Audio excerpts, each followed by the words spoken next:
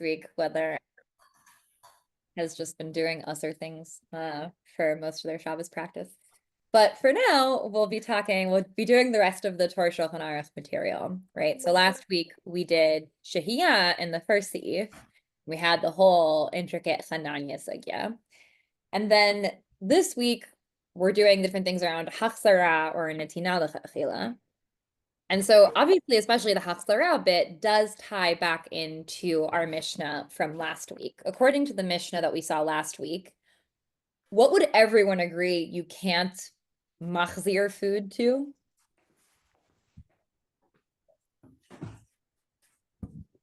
An unswept, uncovered oven.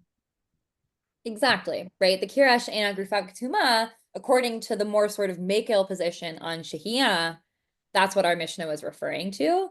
And so the Eina Grufav Ketuma food cannot be placed on Shabbos, Rav Joel. I just want to because Josie said oven, you said kira. I just want to for kiras, everyone agrees. Yeah. And we'll get to tanur, I assume, at some point, right, today. So yes, the tanur will also come up, but there specifically the stovetop. Tanur will have its own fun dinim that we get to explore. But now we're also going to, since everyone agrees you can't put it on this kira she'ena grufavik tuma, in the sugya we're going to look at today, it's going to add sort of additional qualifications even for putting something on a kira grufavik tuma. So we're going to start by looking at this sugya on Shabbat Lamed Chet. Should be on the source sheet on page 6. So Reuven, do you want to start us off? I would be happy to. Beit Hillel Omrim, Af Machzirin. Amar Rav Sheshet, Lidivrei Omer Machzirin, Afilu B'Shabbos. Ve'af Rabbi Oshaya Savar, Af Machzirin, Afilu B'Shabbos. Da'amar Rabbi Oshaya, Pam Achat Hainu Omdim, Le'ela, Mi Rabbi Chia, Rabba V'Ha'alehu, V'Aleinu Lo Kumkum Shel Chamin, Mi Midyota, Hatachtona, Lidyota Eliona. Umazagnu lo et hakos. Vehechezarnuhu linkomo velo amar lanu davar. Okay, let me pause for a second. Okay, so Beit Hillel says, this is from the Mishnah, you can even do hachzara. Rav Sheshet says, according to the one who says you can do hachzara, this is permissible even on Shabbos, supposed to meaning not only on Erev Shabbos, but even on Shabbos itself is how we're going to. Well, sort of. We'll have this afilu b'Shabbat is a point of contention, as we'll see amongst the poskim. So it's adding something. What it's adding to be determined. Okay, great. Yes, what it's adding to be determined. And also Rabbi Yoshaya holds that af machzirin in the Mishnah means afilu b'Shabbos. As Rabbi Yoshaya said, that there was a time when we were standing in front of Rabbi Chia Rabba, Rabbi Chia the Great, and we passed him a kumkum from the bottom floor, I guess, of the building to the top floor. And then we poured him a cup, and we returned the hot water kettle to its place, and he didn't say anything. So it seems like it's okay. Right. This seems to be a case of taking something off and returning it on Shabbat, which is one data point for our interpretation of this. And now we're going to get our whole list of potential conditions. So Amar Rabbi Zrika. Okay. Amar Rabbi Zrika, Amar Rabbi Abba, Amar Rabbi Tadai, Lo Shanu Ela She'odan Biyado, Abal Hanichan Al Gabei Karka Asur. So Rabbi Zrika said in the name of Rabbi Abba and the name of Rabbi Tadai that they only taught this, that hachzara is permitted while it's still in your hand. But if you place it on the ground after removing it from the kira, then it's forbidden to return. Amar Rabbi Ami, Rabbi Tadai de Avad, Legarmehu de Avad. El Hachi Amar Rabbi Chia Amar Rabbi Yochanan, Afilu Hanicha Al Gabei Karka Mutar. So Rabbi Ami says that Rabbi Tadai, he did this, but he did this on his own, meaning it was his personal practice, but it doesn't necessarily reflect the accepted position. Rather, this is what Rabbi Chia said in the name of Rabbi Yochanan, even if you place it on the ground, it's permitted to return. Exactly. Right. So we're going to see, we have a lot of different potential versions you could get based off of which Amora you paskin like from this sugya. So for Rabbi Tadai, it seems like the only clear condition is that you can't set it down, right? It has to have remained roughly in your hand, whether that's bidafka in your hand or whether, it's only if you set it on the karka is another question. And Rabbi Yochanan seems to be like, no, you like machzirin, right? We don't get any clear tanaim from him, just that like this isn't something that would prevent that from happening. Okay. And now we're gonna have some more additions. Plige bar Rav Dimi. Pligi bar Rav Dimi v'Rav Shmuel bar Yehuda v'tarvayhu mishmei de Rabbi Elazar Amri. Chad amar odam biyado mutar al gabe karka asur v'chad amar hanichan al gabe karka nami mutar. Okay, so Rav Dimi and Rav Shmuel bar Yehuda disagreed about this, and they both stated their position in the name of Rabbi Elazar. And one said, as long as it's still in your hand, it's permitted to return it, but if you place it on the ground, it's forbidden. And the other said, if you place it on the ground, it's also permitted. Amar Chizkiya mishmei de Abaye, hada amart odam biyado mutar, lo amran ela sheda'ato lahachzir, aval ein da'ato lahachzir asur. Miklal de al gabe karka, af al pi sheda'ato lahachzir asur. Okay, so Chizkiya said in the name of Abaye, when you said that it's permitted to return as long as it remains in your hand, this is only said, or they only said this, or we only said this, I should say, as long as it's your intention to return it. But if it's not your intention to return it, then it's forbidden. Right. So this of Abaye is the sort of most restrictive one of like, in order to be able to do hachzara, we're going to need it to be still in your hand. You intended to return it, right? So if you set it on the ground, whether or not was your intent, you're out of luck. And if you had it in your hand, but you didn't intend to return it, also out of luck. So now we have the ikadam, right? Yes, Ikad Amre. Ikad Amre, Amar Chizkiya mishmei de Abaye, hada amart al gabe karka asur, lo amran ela she'ein da'ato lahachzir. Aval da'ato lahachzir mutar. Miklal shebe'odan beyado af al pi she'ein da'ato lahachzir mutar. So this, I think, is expressing the same thing as the above, just in the reverse, sort of. So that is to say that when you said that it's forbidden to return it if you have placed it on the ground, we only said that if your intention is not to return it, but if your intention is to return it, it's permitted. And then we make an inference that also as long as it's still in your hand, even if it's not your intention to return it, it's permitted to return it. Right. So we have, ultimately later we'll see there's also the factors brought in of how hot the food is. But if we ignore that for now, we have kind of like a box of 4 possible combinations of like in your hand or not in your hand, and like intention to return, not intention to return. And so the first version of Abaye, 3 of those boxes are usr and 1 is mutter. And in the second version of Abaye, 3 of those boxes are mutter and 1 is usr, right? The only usr case would be you set it on the ground and you don't plan to return. Okay.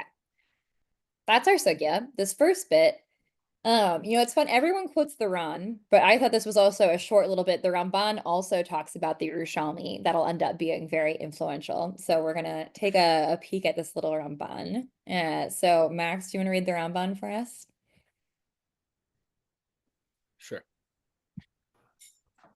Okay. V'zeh mochiach Shapir, afilu b'Shabbos kain, she'afilu silek me'erev Shabbos v'kidesh hayom mutar lahachzir, שנמצאת החזרה לבד בשבס, דמתניתין נוטלין ומחזירין בשבס קטני.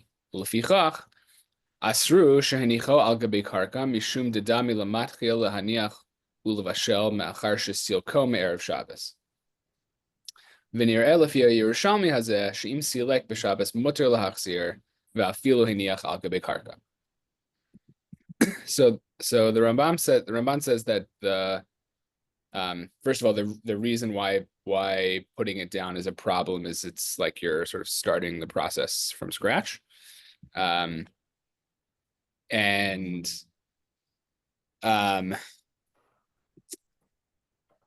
Right, that it seems like you're starting the process from scratch when you put it down, and what are the other conditions? You set it down. When did you take it off? when you took it off before Shabbos came in. Exactly. Uh, Right, that you put it off. It wasn't on anything when Shabbos came in. You set it down, and then on Shabbos, you're like placing it. So they're like, he's like, it's kind of like nitina l'chachila, right? Like, yes, it was on the heat before, but like you took it off. Going into Shabbos, it was like lying on the ground, and now you're placing it there. It's kind of, it looks like you just started cooking it, right? So with the caveat that if you took it off on Shabbos, if you took it off on Shabbos, then from the Yerushalmi, it seems like, I guess, basically as long as it was on the heat source when Shabbos came in, if you remove it after Shabbos came in, you can even put it on the ground. right, that we'll see again, there's going to be disputes about how far this opinion stretches. But this opinion, which the Ramban records and the Ran record, and then the Yerushalmi, gives us a much more makil potential version of what happens when we're doing this nitila and hafzara entirely on Shabbat. So that's like the sort of more makil view of what the afilu b'Shabbat means. Rav Joel, it looks like you wanted to add something. I'm just curious if this is actually different from the Rashi or not, if you think. Right, there's the Rashi at the top of Lamed Chet. I bet he says, right, I don't think it's significantly different than the Rashi. You think it's, you said what? I don't think it's significantly different than the Rashi. Okay, you don't. Okay, I was curious. Yeah, it's I think I think he plays it out a little bit differently, but I think most people understand Rashi certainly as not mapping onto the most machmir opinions that we're going to see as of the interpretations vis-a-vis afilu b'Shabbat. yeah. I don't know why I prefer, like if Rashi said it first, why I like want to go to the Rashi, but I'm just kind of curious. That's the I think part of it is people like the Ran, I mean the Ramban also is doing it here, but the Ran, because they're explaining this and tying it to a Yerushalmi that seems to better explicate that understanding of afilu b'Shabbat being this distinction between taking it off on Shabbos versus taking it off before. But Sure. it's Yeah, I appreciate that. okay. I think I'm gonna read this Rashba quickly because I think he summarizes how some people arrive at their psak well, but we'll see a bit more of this in the Beit Yosef. And then I think we'll get into the Torah Shulchan Aruch. The Rashba here goes Michlal Odan Biado, Afal Pi She'ein Dato Lachzir Mutar. Right, so that's the more makil lashon of Abaye. Psak Rabbeinu Chai Gaon Zal Kalishna Kama V'Lechumra. Right, so Rabbeinu Chai Gaon paskins like the first version of Abaye, which is that it's only if it's in your hand and Dato Lachzir that it's mutar. Or Rizal Shono. U'da'amarta ki odam biado mutar lahachzir dafka dato lachzir dishare. Aval ein dato lachzir akra date minhun v'im hanichan al gabe karka afilu dato lachzir asor kivan de'iga trei lishne b'toraita of dinan l'chumra. Right? He's like, there's two versions of Abaye's statement, and this is with a quote unquote d'oraita, and so we're going to default to the more machmir lashon. V'chein katav Rabbeinu Chanan el Zal. And so now the Rashba has to do some editorializing. Says V'lav d'oraita mamish kamar the hane d'Rabbanan ninhu. It's like, it actually isn't d'oraita, at least if like some of various factors are being considered here. D'kshiyagia l'ma'achal ben drosai himat nitin. Di lo afilu dato lahachzir afilu odan biado asor lahachziro dimivashelhu. Right, that like clearly we're dealing with cooked food, and this is also a point of dispute between the Rashba and some others. Some think that even if it's ma'achal ben drosai, if it's not fully cooked, then if you put it on Shabbos, that's cooking. But like, certainly we're not dealing with something that's like not cooked, because otherwise, of course, you can't put it on. Like, if you can't return it on Shabbos, that would just be mamish mavashel. So like, the dispute is only with cooked food, so it's only going to be a derabanan to begin with. Elavadai b'bint bashel hu veleka ela isura derabanan.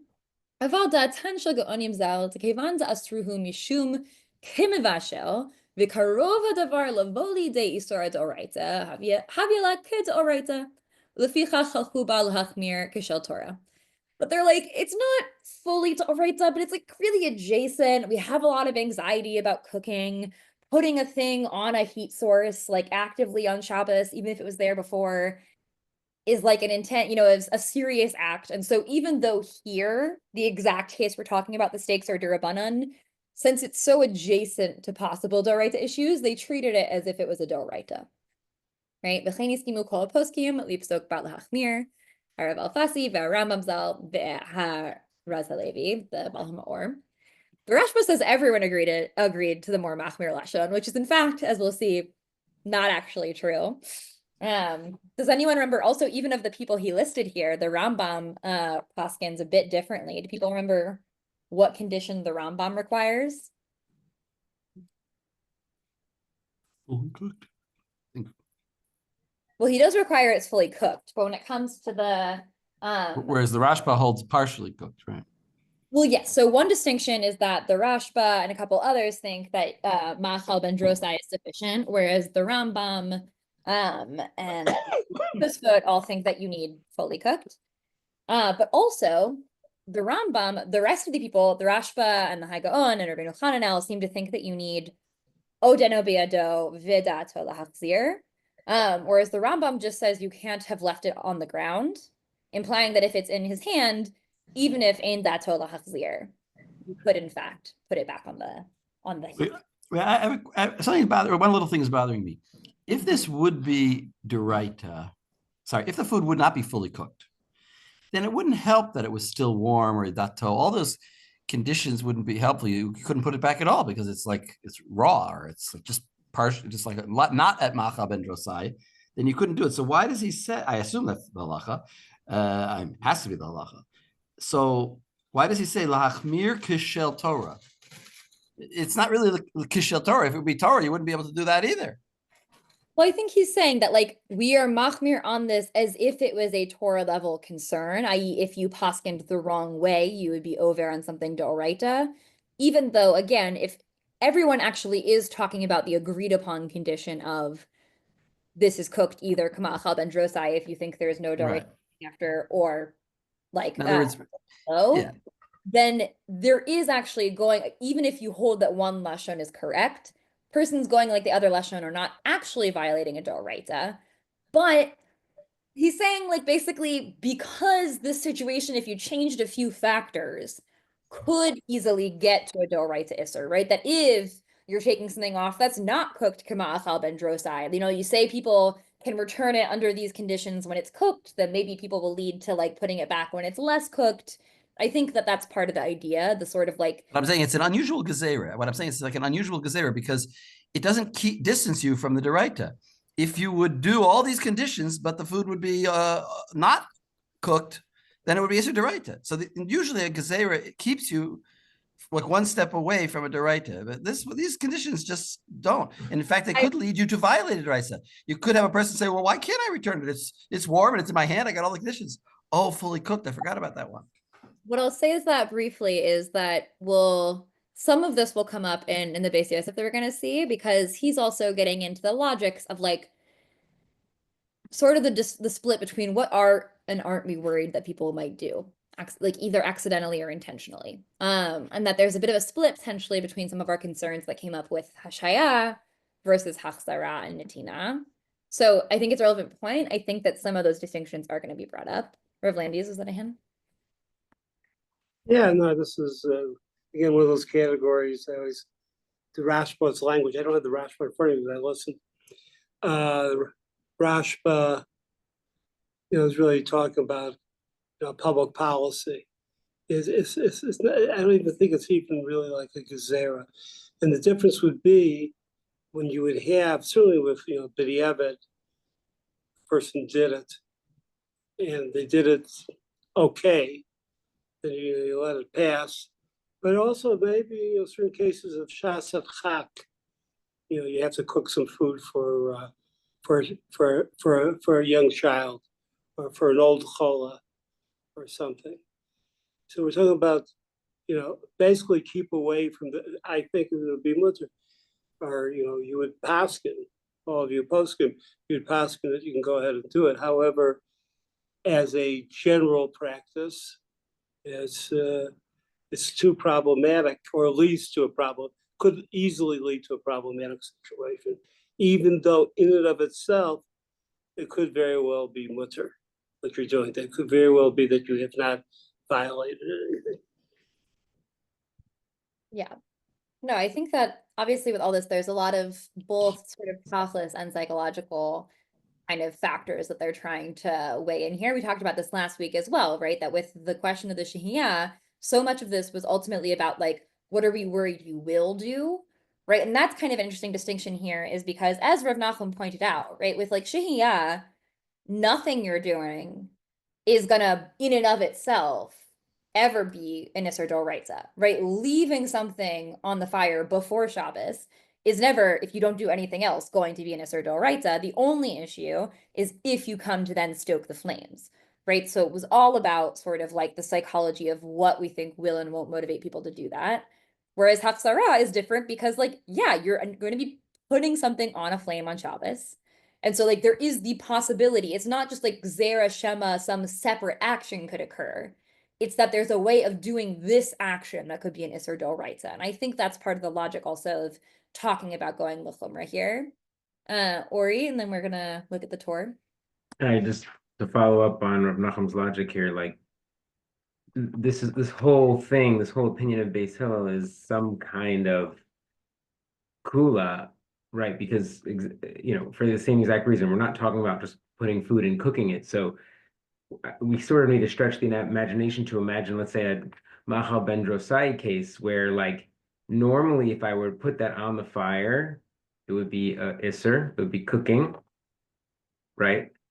But because I have it in hand and it started before Shabbat and I have the intention to put it back, we've got like a string of conditions, or Rachman come in and correct me, that are sort of enabling me to continue this process. Otherwise, why are we even talking about it? It's not just normal bishul. No. Remember, the Rashba is an outlying opinion here about Also, Machal ben dealing Drosai. with Tuvavik Tuma is another relevant thing. Again, remembering that this is like Right.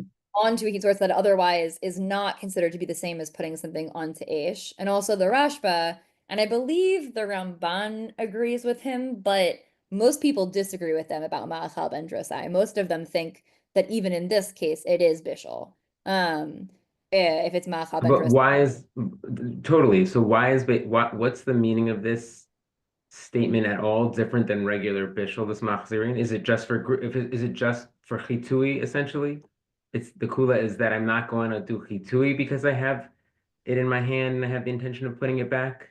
No, it seems to be What does about that things mean? like heating, as well as like, a big part of that is like, even if something is fully cooked, we have this concern that there are things you can do when putting something back on a heating source that constitute their own form of at least derabanan cooking, Right, we right? That saw But before why is taking this? a Why is liquid. it different if and- it's a machzirin? That's what I'm saying. It's got No, to be but different because we're in a case of machzirin as opposed to because the idea of machzirin as putting something opposed to on. clean, the idea is that it's still hot, that it was on the heat source. The machzirin is mostly relevant vis-a-vis the status of the food, the fact that it is hot when taken off, the fact that it was on the thing and you are returning it to that, rather than lichatchila placing it on this heat source. I'm just going to extend the question because I'm genuinely still struggling here. The 100%, but then why is my da'at related if it's just about the heat level? Take it off, put it on. My da'at wouldn't be implicated. It just Well, seems like the whole point of the Gemara is that there's some kind of like machzirin is, at least in a Durabanan world, part of the chain of Shahiyah, or it's not Shahiyah, but it's similar to one step maybe away from. again, I would distinguish because I think they actually treat it very differently than Shihiyah. As I was saying, that the Shihiyah, the whole thing is saying the only problem is what you might come to do, really. Whereas here, we actually do think there are inherent problems that could come up with the act itself. And that also something that comes up is this notion of michse k'mvashel that comes up in various points. That's also something that combined with the level of whether you've set this down and whether it's cooled and all of those things, the question of whether you're basically taking something off, part of it is the michse, part of it is this notion that like taking something off briefly to like serve food basically, you're not like starting a cooking process again, right? You picked it up so you could like spoon something into a bowl and then you put it back on. You were never really meaningfully removing it from the heat. Whereas if you like set something down, you put it somewhere else, you like maybe it looks like you were not planning to have it continue there. Putting it back on looks like sort of lichatchila placing something on a heat source. So I think that is part of it. Rev Joel, and then I Joel's want us gonna to answer too. because I want us to see these I discussions. think Well, Rav I have a Lexie brief. first. Yeah. My thing is really brief. I always thought that chazara and the proper situation, chazara with kavana, meant it never left the heat source. Just never left. See, the yad is a continuation. It's still hot, and you had a kavana for that to be back. So actually, nothing new happened. It's still there. Okay, it was just a thought. It's actually similar to that. Is I think there's two axes, right? There's axis one is we might actually, like in certain cases, actually cause the thing to cook again, right? That's majorly problematic, and that's like, and that is where they go and I think fall in this deraita thing, right? That there actually could be cooking concerns. The other, which I kind of got from the Rashi, is that right, and also what from Rav Lexie said. Rav Lexie, you said something really great of like, at what point does it become netina again, right? When are you like, have you Rashi says like batel hatmana, minute, right? Like when have you canceled the action you did before Shabbos by waiting long enough or putting it in a certain place where it's like a completely new action of putting it on the stove versus when is it actually like Rav Lana said, a continuation of I took it off and it's kind of like in a circular path back onto the original thing. And I think that's the other axis that we're worried about here. And that's where dot comes in, is when is my dot made this a new action or when is it just a continuation of the thing that was on the stove in the first place? So. Great. Yeah, I think that that's a huge part of it. And again, we'll see the temperature didn't explicitly come up in the sugya that we saw, but that's going to be a factor that's also discussed. The question of like how much the heat impacts our different stock is going to come up in the Torah Shulchan Aruch. So we're going to pick up in the Torah. So this is on Samech Aleph in the Shirat Dvorah Dapim. So in Bet in the Torah. And since the Rambam was very short, when you have it open, do you want to read the Torah for us, Max?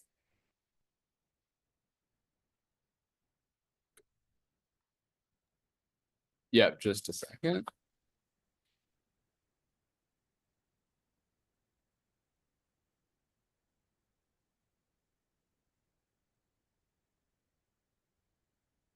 I'll just read here. Okay. All right. Kirashi grufa ktuma v'natal hakdera me'aleha afilu b'shabes mutar lahachazira kol zman shirotachas v'davka al gaba kagon al sifsa o al kisui she'al chalala uve'ada biyado v'dato lachzira aval aso chalal hakira o she'eniach hakdera al gabe hakarka o afilu odna biyado v'lo haya b'dato lachzira asur. All right. So if you have a kira which is all cleaned up or cleared out, and you took a kedera off on Shabbos, you can put it back on if it's still boiling or still at Yatzoledepa, maybe we'll say, and you can put it back on like on the space on top of it, but you can't. Yeah, right, on the space on top of it, and if it's still in your hand, and with da to put it back, but you can't put it back like into the inside the kira itself, or if you had put it on the ground, or if it was on your hand but you didn't have intention. In all of those cases, asur. Right. So the Torah paskins, like the majority of the post game, as the Rashba was citing, that we go with the most machmir version of Abaye, has to be in your hand, and tola hatzir, and he explicitly adds this notion of odeno ratachatz, right? Which I think you accurately translated as like yad solet bo, right? I think that if it's not literally bubbling, but like it's yad solet bo, he would qualify that as ratachatz. We'll see different kind of potential ways of defining that, but certainly it's still very hot.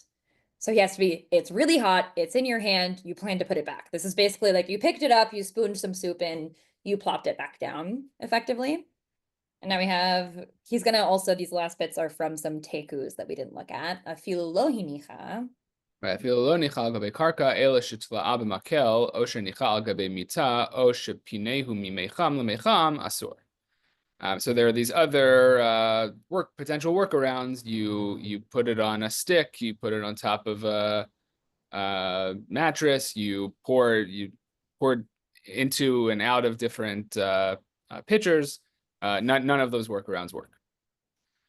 Ve'im eina gufa ktuma, asur lahachzira. Right, but if it's not garuf katum, then it's asur. The other stuff doesn't matter.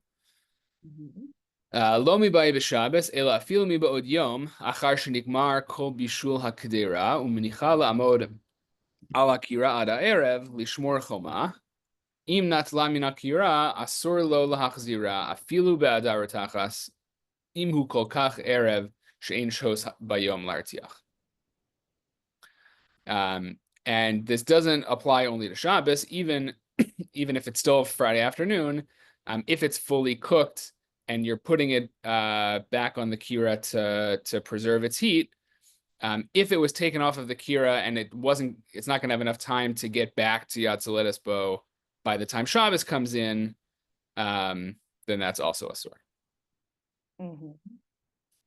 Right, and he says digazrina, right? Bima lartiach im haitakara digazrinan. Digazrinan atu hecha shenatal b'Shabbos di sharis lachazira mi be'od yom. Right, because it's a gzera on a case where you did take it on Shabbos, because if it was mutter to put it back on Friday afternoon before Shabbos came in, then you would come to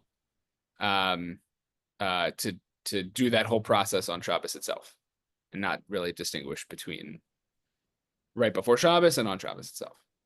Right. So we'll look inside the Beit Yosef. He's going to unpack some of the positions in the Tosfot and the Rosh, for example, where they get to this idea of Hachzorah being an issue even in Erev Shabbat. But now we have Aval Kolzman. Yeah. Aval Kolzman shelo nispashla o afilu nispashla v'yeshos bayom laharticha ilu niskarara mutar lachzira. Right. But as long as it's not fully cooked, or it is fully cooked and there is enough time for it to get back to Yatzalet Bo before Shabbos comes in, then it's mutar. Uvitanor asur lahachzira afilu garuf katum v'kupach im hisiku b'kashu uvigvava dino kikira b'gefes uveitzim dino kitanor. But with the tanor, garuf katum doesn't help, and a kupach, it depends on the fuel source. If the fuel source is strong, then it's like a tanor, and if it's not strong, then it's like a kira. And as we saw with the last time, there's the dispute of like, is it so much like a kira that if it's with kashu gvava, you don't even need it to be garuf katum, or is it like it's enough like a kira that if you then scrape it out, it can be like it can be permitted, whereas the tanor, no matter what, even if you scrape it out, even if it's kashu gvava, still doesn't work. Okay. So we're going to start with the Beit Yosef. He's going to get into the idea of also the Kol Zman Shivro Tachad that's added here. So this is, for me, it's the top of Samach Bet. It's the second section in like Bet parentheses Aleph in the Beit Yosef, starting with Umashikatav Rabbeinu Kol Zman Shihira Tachad. So give me a thumbs up if you have that. Amazing. Jacob, do you want to read for us? So, Kain Masma, Vadai Sheim Sa Biado, Ad Shenitzanein Hatavshil Asor Lachzira, Mishum Behavele Kimibashel. V'chein Ktav Rabbeinu B'Siman Shenir Sat, Kain Ktav Rabbeinu Yerukam B'Chag, V'Shem Harav Rabbeinu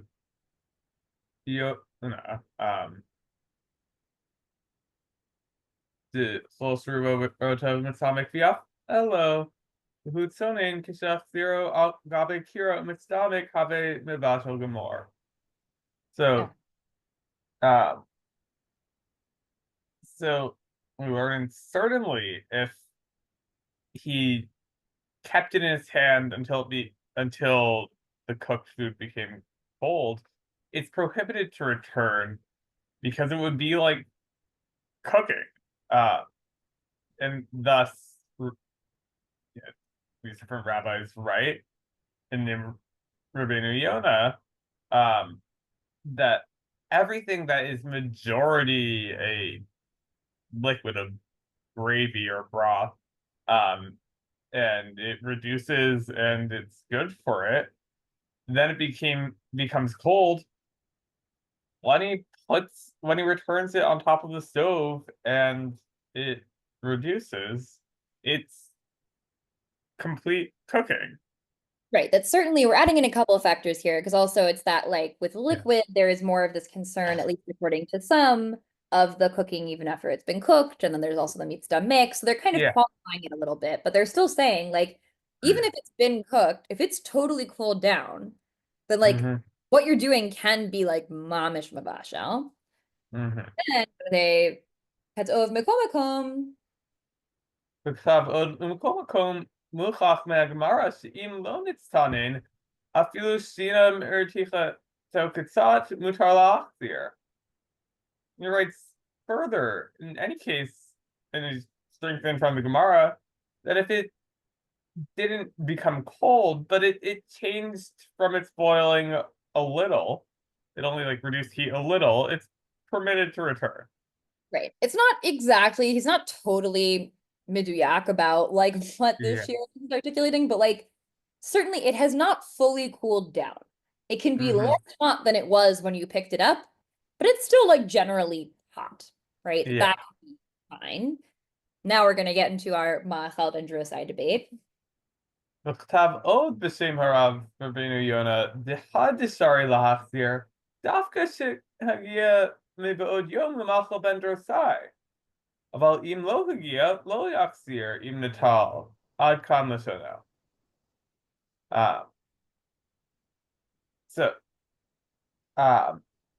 And he writes further in the name of Rabbeinu Yonah that this that's permitted to return, it's specifically when on Erev Shabbat it reached Machal ben Drosai.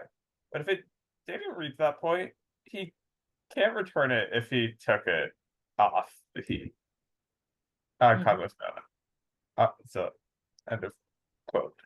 V'chein katav harav Magi Perak Gimel b'shem haRamban the Rashba ela solo hiskir mi b'od yom. V'chein nira dim acher shachshav kisha misalko me'or uvushal mali imnit bashel mi b'od yom o imnit bashel mishach hashecha. Okay. So Rav Magi writes this too in Parak Gimel and Niv Ramban and the Rashba. Which also, just worth noting, this is a whole little triangle of teachers, right? The Ramban and the Rabbeinu Yonah are colleagues. They're the two teachers of the Rashba, so it would make sense that they're in cahoots on this, as it were. Yeah. But he doesn't mention this Mi B'od Yom from Erev Shabbat. And so so we see that after that, now when we take it off from the Beit Yosef is like, that makes sense to not mention Mi B'od Yom. Because since Ma'achar she'achshav, given that when we remove it from the heat, it's cooked. What does it matter if it's cooked on Friday or if it's cooked after it got dark? Right, that this Ma'achal ben Drosai before Shabbos, he's like, that seems a little nonsensical for Hachzara, right? It seems like you're almost conflating Shehiyah and Hachzara because like what should matter is how cooked it is now, right? So like, fine, Ramban and Rashba seem to be saying that if it's Ma'achal ben Drosai now, you can put it back, and if not, no. But the saying that needed to be that before Shabbos doesn't really make sense. Well, I'll skip he gives a semi-teirutz of like, maybe he's talking about right after, Shabbos starts. And so if it wasn't Ma'achal ben Drosai before Shabbos, it wouldn't be now, which feels a bit dachuk to me, but Mhm. Explanation. But look after the period. Rabbeinu Katav b'siman shin yud chet. ורבינו כתב בסימן שני י"ח, שאם לא נתבשל כל צרכו, אפילו נתבשל כמאכל בן דורסאי, שייך בו בישול, אפילו בעודו רותח. ואם כן, מה שמתיר כאן להחזיר, כנתבשל כל צרכו, לגמרי הוא דווקא. So, our rabbi, is that the Rif? That's the Torah. Oh, the Torah, got it. The Torah writes in Siman Yudchet that if it isn't cooked all its need, even if it's cooked to the extent of Machal Ben Dorsai, bishul still applies, even when it's still boiling. And if Right. so, Yeah, it- it's still boiling. So if so, what we permit here to return, it's when it's cooked completely, like all its need completely. That's specifically what we're talking about. שאם לא נתבשל כל צרכו, אף על פי שנתבשל כמאכל בן דורסאי, אסור להחזיר כל שיש עדיין חום בקירה שהקדרה רותחת מחמתה. That if it hasn't cooked all its need, even if it's cooked to the extent of machal ben dorasai, it's prohibited to return when there's still heat in the stove that the pot was boiling because of it. great. So we have, again, this dispute mentioned that we have the Rashba, the Ramban, etc. on one side. Most people, as we'll see, end up poskening against them, that it needs to be actually kol tzorcho, right? That like the machal ben drosai thing was in fact more relevant. Part of this gets at the question of like, kind of how, for one thing, how edible do we think machal ben drosai is? And like, does cooking have to be something that like makes a thing edible from not being edible? Or does it have to be like, this is considered to still be bringing it to its like ideally cooked state, right? That like for Shehiyah, it was more about the psychological element, right? That like we figured if something had reached Ma'achal ben Drosai before Shabbos, people are going to be less likely to like stoke the coals because they don't need to hurry up its cooking as much, right? They know it'll be edible. But that's different. Saying you can leave it because people won't stoke the coals is different than saying you can put this ma'achal ben drosai food on the heat on Shabbos. So the Torah does not think you can. Okay. In the bottom here, then the Mashikatav Rabbeinu Ba'odah B'yado, he's just explaining how the majority of poskim end up following the more chomerdik lishna of Abaye, including the Rif, Rabbeinu Yerucham, etc. That we have a sort of not fully lone voice. We have like the Sefer HaTruma and the Meiri and a couple who poskin more leniently, but that is not how the Torah is poskening. So now inside on, if people see on page Samech Gimel, right, we have at the top it should say Mashikatav afilu lo nicha al gabe karka, and then there should be a bold about halfway down, bold Katav Haran, followed by parentheses. So Yud Zayin Dibor Matchil Umihu. So give me thumbs up when you have the Katav Haran. Josie, do you want to read for us?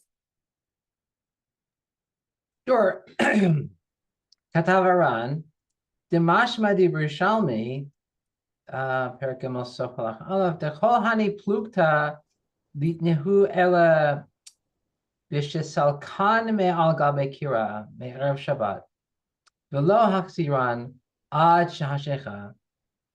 So the Ran writes that bringing a Yerushalmi down, that this is all during the period when you are taking it off on Erev Shabbat, and you don't return it until Shahashecha, which I'm assuming is Bein Hashmashot, roughly. No, until after it gets dark. Until Shabbos. Until Shabbos. Aval natlu mishahashecha afilu hanecha al gabe karka mutar lachzir. V'al derech zeh efshar lefarish ma'ida amrinan L'divrei ha'omer machazirin afilu b'Shabbat. So in this case, so if you're doing it all after Shabbat, we enter this case where you can say machazirin, you can return it even on Shabbat. Afilu b'Shabbat lomar she'af al pi shehazara bilvad hi shene'aset b'Shabbat sharei uv'chachai gavna hi demafligin ben odan biyado lanechan al gabe karka. Okay. And in this case, they're talking about the difference between whether or not you're holding it in your hand or you rest it on the ground. Right, again, specifically this one, right? Like a filu b'Shabbat, right? The way Ran is reading is, or understands the Yerushalmi is reading it, is that like even when it's only the Hachzara you're doing on Shabbat, i.e. you took it off before Shabbos, you're only doing Hachzara on Shabbos, you're still allowed to, i.e. that's the case where it's less obvious you would be allowed to, but you can. And so he's reading it as all these strictures around Hachzara are applying to that scenario where you removed it before or replacing it after. Aval, because she's silek b'Shabbat. Silek b'Shabbat, b'chulu hu gavne sharei ad kanashono. So this is what the Ran is writing, that if you when you remove it on Shabbat in any and you can always return it on Shabbat, and that's the Ran's sort of opinion here.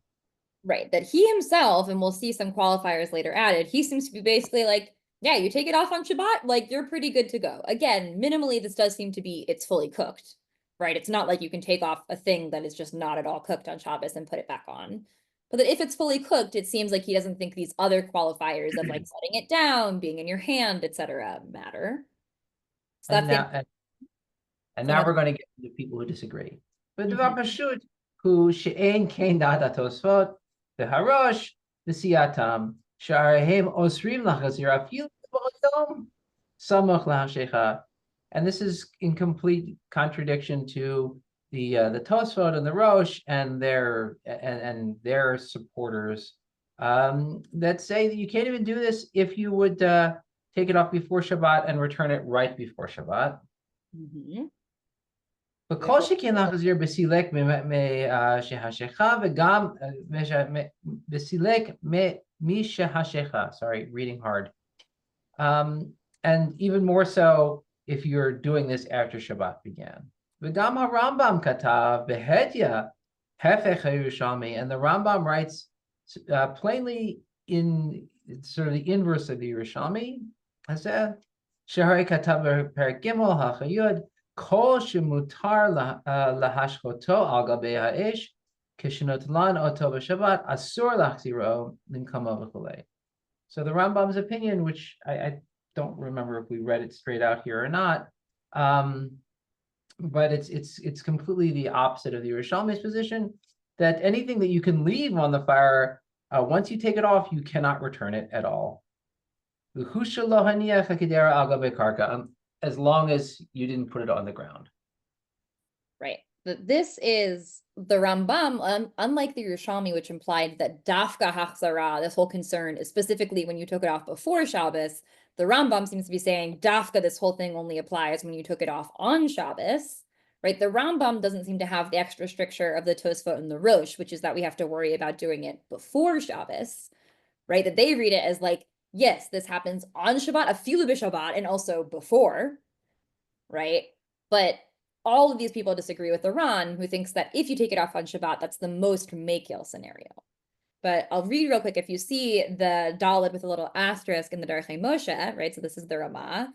He adds a very crucial point that will also show up in the Mapah, which is You Rabbi Nogin Lahakel, K'diver Haran, Shalach Harshiotziel Min Atanor, Shalanu, Sheyesh Lo Din Kira Kamosh Nitbar Le'el.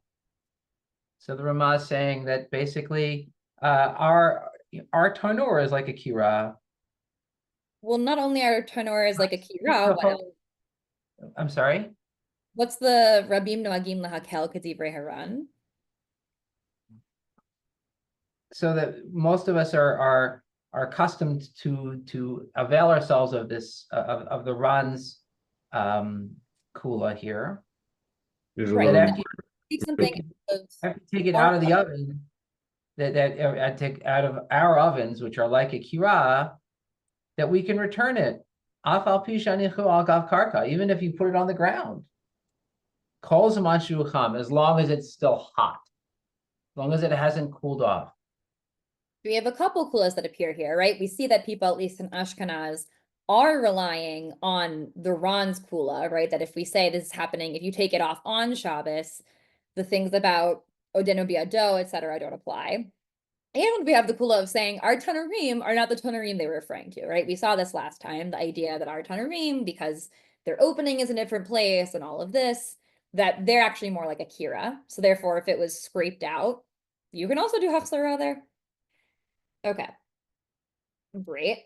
I think we don't need to see all of the Tosfot and Rosh opinion inside, right? But that is the one that he referenced here as well, the idea that like they're going to read the Afilu b'Shabbat sort of in the most extreme fashion, which is to say that like there's kind of multiple levels of gzerot that go on, right? There's this concern of if you take something off before Shabbos, and even if it's hot, were it to be cold and you were to put it back, it wouldn't have time to get hot again before Shabbos. In all of those scenarios, you're not allowed to do hachzara, seemingly kind of like Gzera Shema, you would do that kind of hachzara on Shabbat, right? So we have the like Rosh and Tosfot camp, we have the Ran camp on the opposite end, we have the Rambam who seems to just not really be concerned with before, but he says anything happening on Shabbos, all of these strictures apply to. Any questions on that before? Just because we saw that a little bit inside, but before we get into the next bit, Rav Joel, looks like you have something to add. No, I'm just, and maybe we don't want to go there. I'm thinking more about the Ron's thing about Machal ben Drosai, which everyone seems to reject, but he thinks that, if it's Machal ben Drosai, you can return it. And I do wonder if there is some idea that the Ron has that it's like if you return it quickly enough, you've never interrupted the original Shia at all. And it's not even Hachsara, it's just Shihiyah still. And therefore, like, we're not even concerned if it may be like a violation of cooking because it's just leaving the thing on the fire on Shabbos. Yeah, but they get into this whole question of like, how do we end up distinguishing between those? And they're like, obviously, you can't say like you can never do hachzara before Shabbos. Because at that point, you're saying like, what, I cooked something at like 10 a.m. and then like sucks, like hope that it's edible the next day. Like, they're like, no, obviously, we have to be able to draw a line there. But I also want to read something that a little bit gets at what you were saying, Reb Nachum. This is on Samech Daled in the Dapim. If people see the last kind of section in the wide lines at the bottom where it says Mashikatav Rabbeinu Zahad Asor Lahachzir Meba'od Yom. So thumbs up if you have that section. Right. So if you see 3 lines from the bottom after the period, there's Vinireli. Right. So this is where he's distinguishing about why do these people say that it's usher to do this hachzara before Shabbos only if it's fully cooked, right? But that if it's not fully cooked, you can do the hachzara. It says Nireli the tama dechozman shaloni bashla kol tzarcha mutar lahachzir afilu samuch lechashecha v'lo gazrinan dil ma'ate lahachzir mishachashecha mishum de'im haya machzir mishachashecha have mevashal b'shabbat. Upshita the mizdaher b'hachi afilu isharitz la'achzir mi ba'od yom. Right, so this is about like the different levels of like what we think people are careful about, right? That he's basically like the reason that they think if it's not fully cooked, you can actually do the hachzara before Shabbos is because we're not actually worried that people will then come to do that on Shabbos. Because if you put a not fully cooked thing on the heat on Shabbos, then you're just doing cooking. Right. And so they're like, we think it might be possible that if we let them put the fully cooked thing, but that hasn't met these other requirements on before Shabbos, they might do that on Shabbat. But they won't put a non-fully cooked dish, just plop it on a heat source on Shabbos, because that's just full bishul. Right. So it's also this question, and it's a bit interesting, right? Because obviously when it comes to the shehiyah, we said it was gzera shema yichteh begechalim. Right. That is like a doraita isser that we said we're kind of worried people might do. But I think it's possible, and other people can add their thoughts on this, that the sort of logic is that there's a difference between like plopping food itself on a heat source versus like kind of poking at coals is something you can kind of do a bit more absent-mindedly, right? Like the food's already there, you're just kind of like, come on, like go a little faster. But that like feels a bit less lichatchila than like placing food that is not fully cooked like on a heat source on Shabbos. So I think the idea is that potentially people might do the less, or like less likely to do the latter absent-mindedly. And that we don't suspect people of just being fine with doing dough right to cooking. But yeah, any thoughts on that before we move on? Rav Nachum, does that at all help some of the thoughts you were having earlier about what we're like worried people will and won't do? Yeah, thank you. We'll see, continuing on Samach Hey, there's the first bold section, Katuv B'Hagahot Mordechai. So Ori, do you want to read this bit? Yeah. Katuv B'Hagahot Mordechai Perek Kira. I'm not sure what Tzadi Ayin is. צריך עיון אם מותר להניח הקדרה לכתחילה על גבי קירה גרופה כתומה סמוך לחשיכה. Okay, so we have to look into if you can put on the kedera lechatchila. If you put the patsari on a kira, it's already grufan ktuma right before dark. Isn't that what he just said was mutter? Well, this is the placing something for the first time as opposed to doing hachzara. Okay. As something that like hasn't been recently on the heat. So potentially cold. Yes. The dilma afilu mibod yom lo shari ela lahachzir aval lahaniach lechatchila lo. Because maybe even from before the day it's not allowed, but to put back only is allowed. yom lo shari ela lahachzir aval lahaniach lechatchila lo. So he's saying maybe it's not allowed. Right, that like maybe it's only lahachzir in the cases where it is, again, for the people who think that before it gets dark is still a problem. That like if it's not fully cooked, you can do hachzara, but like you can't just put something that's like fully been off the fire for however long and is just like cold on maybe right before Shabbos. And are we thinking of something that's not fully cooked? Yes, seemingly. Because it seems like according to the people who think that it's a problem before Shabbos, if it is fully cooked, then definitely you can't do this if it's like right before nightfall. Okay. וכתוב עוד שם, כל מה שאסור להשהותו סמוך לחשיכה, anything that you are not allowed to put on not allowed to leave on in shehiyah right before dark, hu adin da'asur samuch levarcho shehu kabbalat Shabbat shelanu. Okay, so that would be the same law if you put it on, right before Kabbalat Shabbat, so a little bit earlier. Right, he's kind of giving us a fun just marker of like what are we saying? Well, it's like around Kabshab time, right? Like the little when we say Barchu.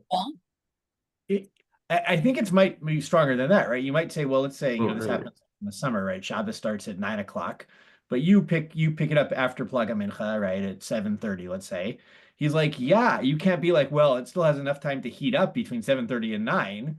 No, you've starting Shabbos. Yeah, that's it. Like, so I think that's what you were saying. I just wanted to make sure that was very clear. So it could be a lot earlier than what's actually samuch l'chashecha. וכבר נתבאר שזה על פי דברי התוספות והראש, ושכמה גדולים חולקים עליהם, לכן לא נהגו להיזהר. And as we explained, this is according to Tosfot and the Rosh, and a few of the Gedolim that argued with them, and therefore we're not. It's not our minhag to be that machmir. Right. The Beit Yosef also said this in a section before. He says like, yeah, there's a lot of people who disagree with this. So basically, he's like, people are not so machmir about the doing hachzara before Shabbos, since there are many major Gedolim who don't think that's an issue whatsoever. So the Beit Yosef, unlike the Ramah, doesn't seem to be leaning into like the Ron level of kula, right? The level of like, oh, Hachzara is really only an issue if you took it off before Shabbos, but he's also not really leaning into the like Tosfot Rosh level of Chumrah, which is that Hachzara is like a big issue even before Shabbat. Okay. But has he decided if you can put something that wasn't recently taken off, just putting it on?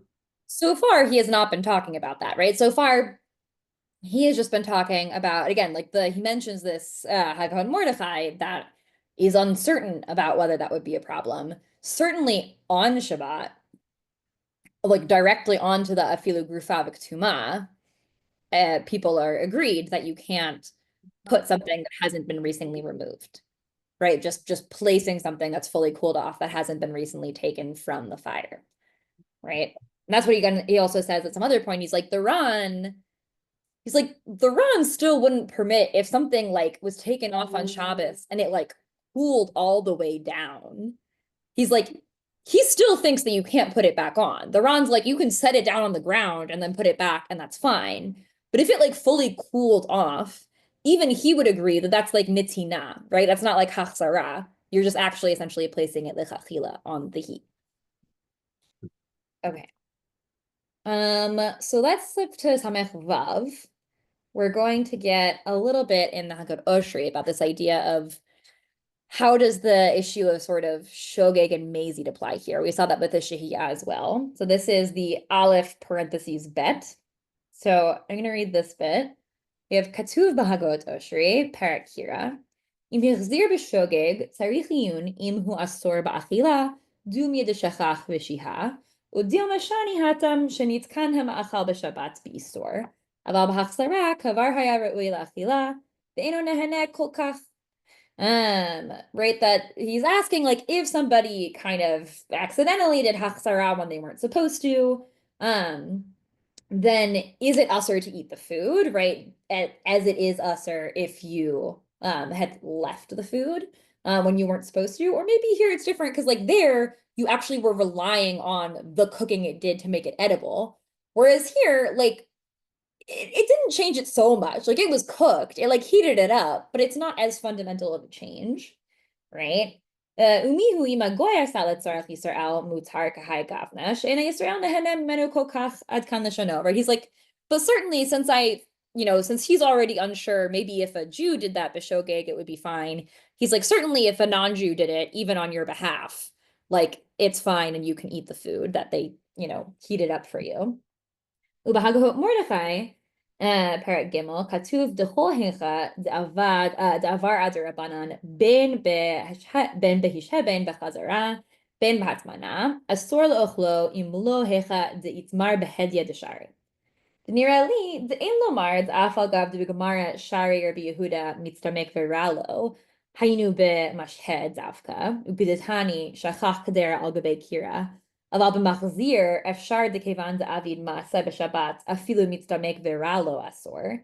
דכיוון דאין שום הנאה בחזרה זו דהמצטמק ורע לו הוא מותר.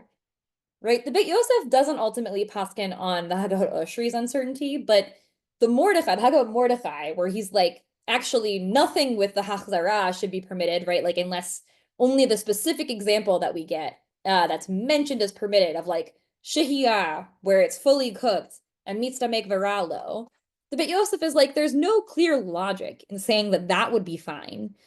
But hachzara, when it's fully cooked and mitztamek veralo, isn't. He's like, you truly haven't benefited, right? Like, it was already fully cooked. It's getting worse, right? The same logic that applied to the shehiyah applies here, right? So if it's fine there, it should also be mutar to eat in this case.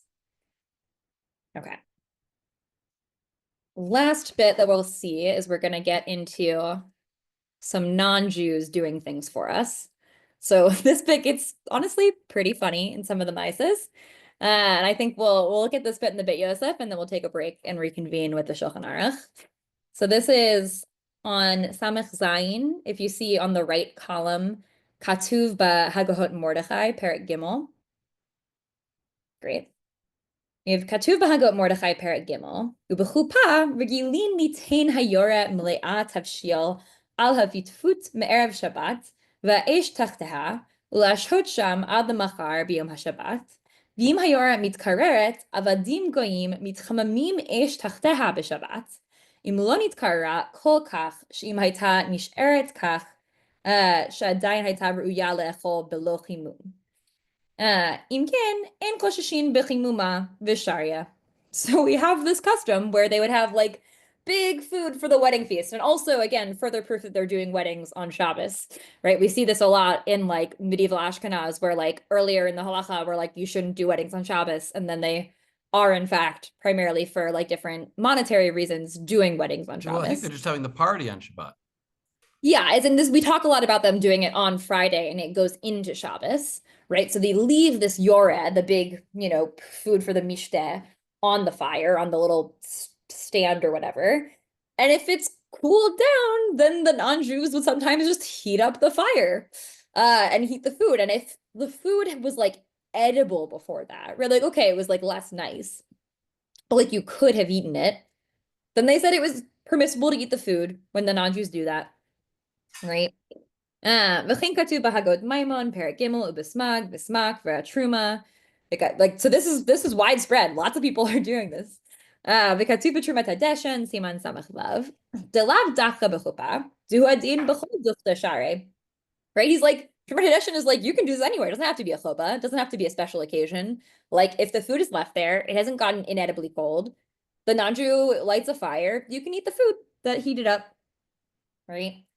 But do v'truma, sorry, mihu katav b'shem or zarua. So the Rav says the beduchta de lo shchiche rabanan ra'ui la'asor. Right, the Rav says if this hasn't already kind of proliferated in your area, you should like lichatchila try and make it not take hold.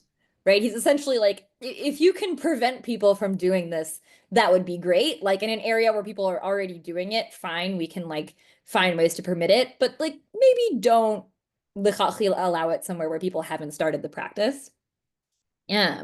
וכתב עוד שם, שאם השפחה מוציאה חמין מן התנור, ומושיבתו על גבי התנור שבבית החורף מבפנים, ואז מבארת האש תוך התנור כדי לחמם בית החורף, ועל ידי כך נרתחים החמין שעל גבי התנור, דשארי אפילו נתקרר לגמרי, מאחר שעיקר כוונת השפחה לדבר התר לחמם בית החורף, דשארי ברבנן אמירה לגוי, משום דכל חולים הם אצל הצנעה, ונהי שהחמין נרתחים על ידי כך מעליהם, בוודאי, ועל כן מושיבתו שם, מכל מקום, מאחר שבשעה שהיא מושיבתו על התנור אין שום אש בתנור, וההבהרה שהיא מבארת אחר כך עיקר כוונתה היא לבית החורף, שרי.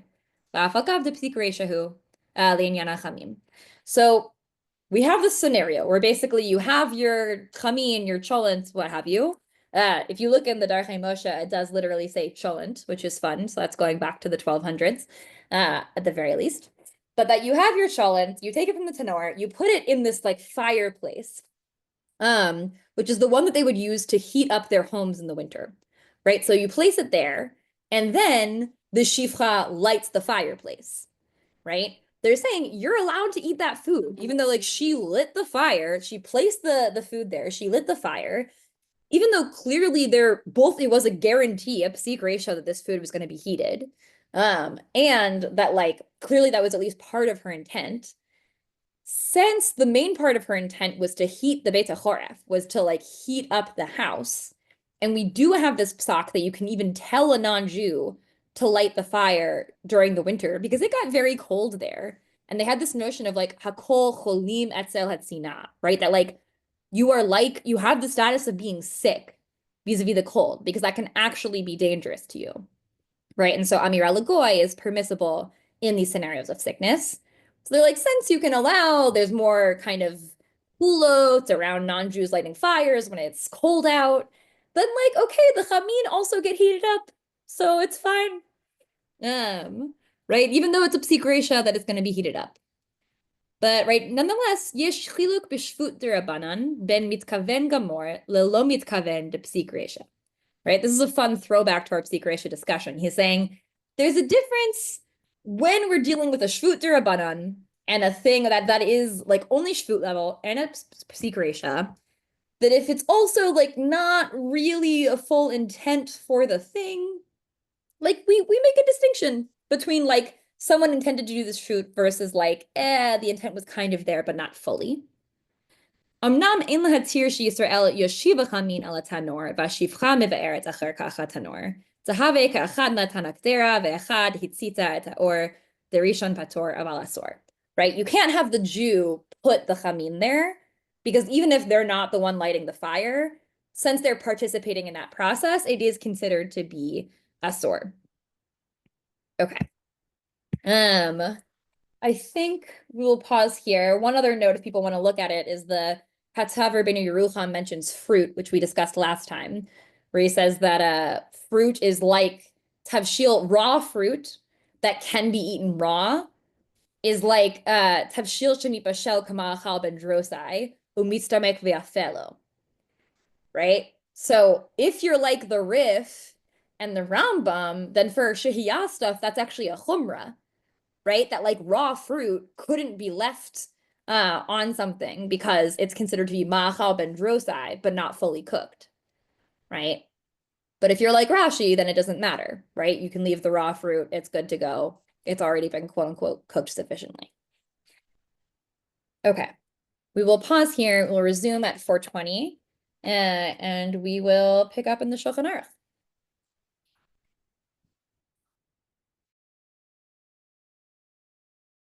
Definitely the case with